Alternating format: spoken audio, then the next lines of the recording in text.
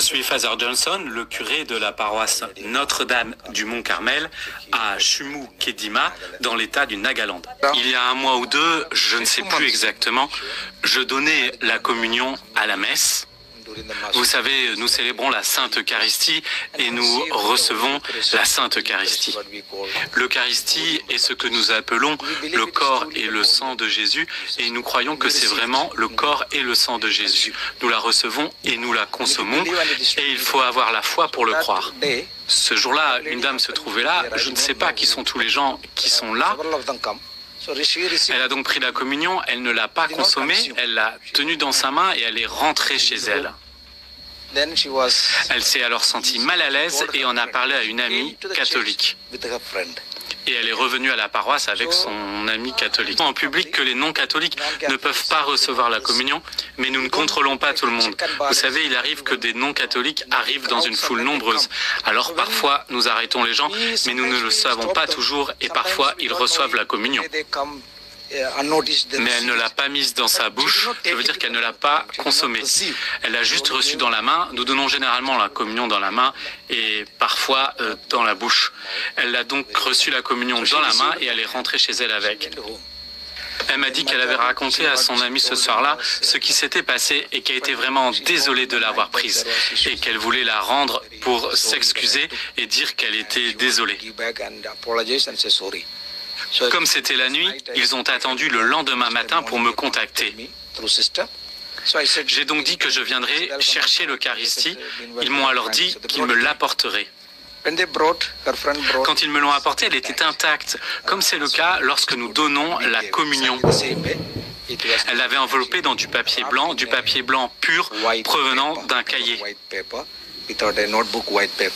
Du papier blanc sans aucune égratignure. Elle me l'a donnée et d'habitude, soit je la consomme, soit je la mets à dissoudre. Mais ce jour-là, j'ai ressenti quelque chose de très étrange. Car elle, qui est protestante baptiste, ne l'a pas jetée et ne l'a pas détruite. Elle l'a rapportée et me l'a donnée. Et je me suis dit que c'était ainsi que Dieu travaillait. J'ai eu ce sentiment quand je suis allé dans la sacristie et que je l'ai brisée en 4 ou 6 morceaux, j'ai oublié. Oui, j'ai d'abord pensé à la rompre et à la mettre dans l'eau. C'est ce que nous faisons et elle se dissout en un jour ou deux. Ensuite, nous jetons l'eau dans un endroit approprié. Nous creusons un trou et nous jetons l'eau là. Alors j'ai pensé que ce serait fini en 2 jours. Je me suis donc empressé de sortir de l'école et de l'enlever et il ne me semblait pas avoir vu de changement.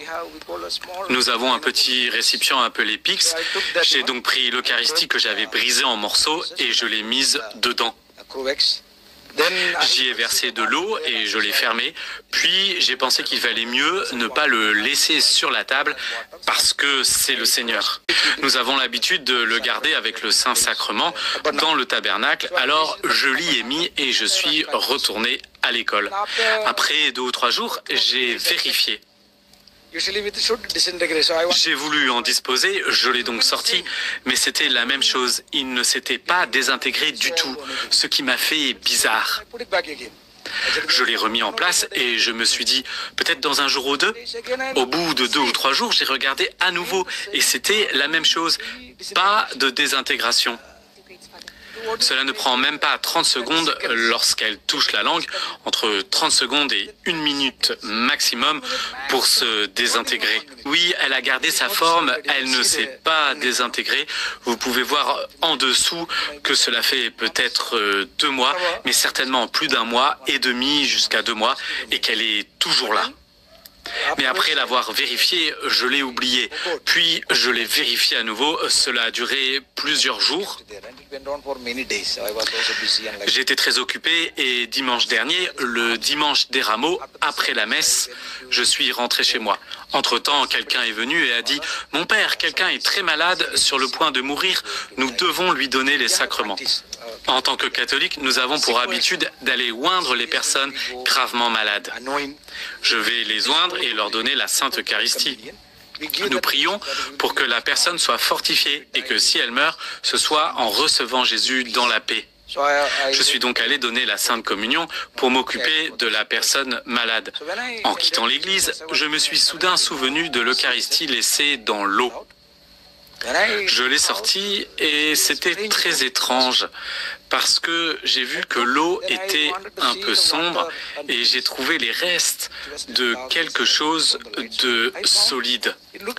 C'était comme une chose noire et épaisse sur le dessus. Alors j'ai pensé que si je la cassais, je pourrais rejeter l'eau. Je l'ai donc touché, puis j'ai essayé de le pousser pour le briser, mais il ne s'est pas brisé. J'ai poussé à nouveau et plus fort. Une légère fissure est alors apparue. J'ai senti quelque chose et j'ai compris que quelque chose n'allait pas. Quand j'ai regardé, j'ai vu de l'eau et une substance semblable à du sang sortir de cette petite fissure que j'avais provoquée.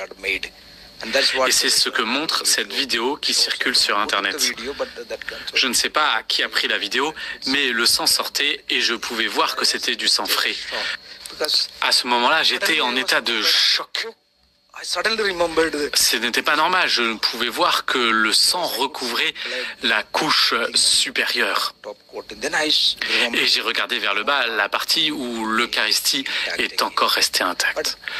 Mais je suis quand même allé donner la communion à la personne malade. J'ai donné la communion, mais j'étais d'une humeur différente. J'étais très heureux, mais en même temps j'étais confus. Cette pensée n'était pas la mienne, et puis j'étais un peu inquiet, excité à la fois. Je suis revenu, j'ai appelé la sœur qui était là le fameux jour. J'ai dit, « Sœur, venez s'il vous plaît. » Je lui ai demandé, « Vous souvenez-vous de la fois où nous avons récupéré une hostie ?» C'est par son intermédiaire que la femme a rendu l'hostie, parce qu'elle n'arrivait pas à me joindre sur mon téléphone. La sœur m'a dit « Je me souviens », puis elle m'a demandé « Qu'est-ce qui s'est passé, mon père ?» J'ai répondu « Venez, je vais vous montrer quelque chose ». Je ne lui ai pas dit ce qui s'était passé, mais je lui ai dit de venir à l'église pour que je lui montre l'hostie. Vous savez, c'est quelque chose d'incroyable et je me sens vraiment honoré, je veux dire, comme je suis béni. Nous avons compris que Dieu avait un plan parce que nous croyons en la présence réelle de Jésus dans l'Eucharistie, dans le corps et le sang de Jésus, ce qu'est vraiment notre Eucharistie. Jésus dit « Prenez et mangez, car ceci est mon corps livré pour vous, et prenez, ceci est mon sang, et buvez-en tous. » Alors nous avons vu de tels phénomènes ailleurs aussi dans d'autres parties de l'Inde, en Europe et ailleurs. Et cela arrive parfois quand les gens ne respectent pas Jésus dans l'Eucharistie. Mais nous doutons et nous nous demandons comment Jésus peut-il être là dans l'hostie. Parfois nous doutons, le prêtre doute, ou les gens ne respectent pas l'Eucharistie. Alors Jésus vient nous dire « Croyez en moi, je suis là ». Il y a un processus qui fait que nous ne pouvons pas simplement décréter qu'un événement est un miracle. Si quelqu'un dit que non, même un évêque, cela prendra du temps parce qu'il peut vouloir des preuves.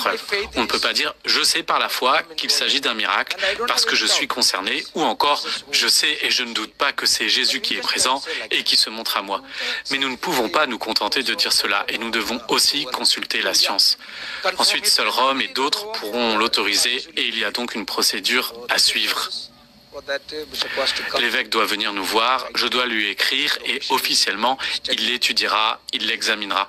Et nous ne pouvons pas simplement déclarer que c'est bon, c'est comme cela que cela fonctionne. Nous n'en faisons pas plus et nous n'avons même pas fait de déclaration officielle jusqu'à présent. Ce que l'évêque dira, nous le respecterons, c'est notre pratique normale, c'est le rôle de notre Église. J'aimerais ajouter un mot.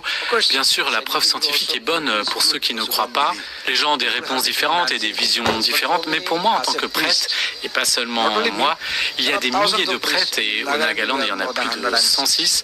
Tous ces prêtres sont présents pour offrir la Sainte Eucharistie chaque jour dans nos églises. Chaque jour où nous avons des offices, pas seulement le dimanche, mais tous les jours. Chaque prêtre célèbre donc la Sainte Eucharistie chaque jour. Nous prenons Jésus dans nos mains et chaque fidèle catholique qui vient reçoit le corps et le sang de Jésus. De temps en temps, nous l'oublions et c'est pourquoi Dieu a recours au miracle.